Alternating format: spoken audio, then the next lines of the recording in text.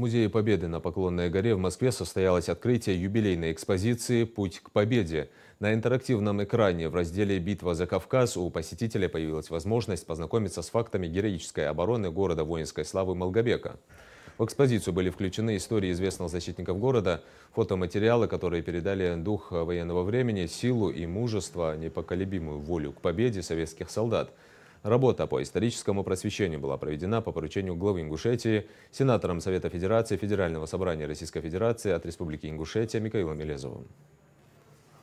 Сенатором были проведены ряд встреч с руководством музея с целью доведения соответствующей информации. Совместно с архивом Республики Ингушетия была подготовлена историческая справка, и эта справка была доведена до руководства музея, и сегодня мы с вами видим итоги проделанной работы. У вас есть уникальная возможность в данном главном военном историческом музее познакомиться с историческим фактом обороны города Малгобек.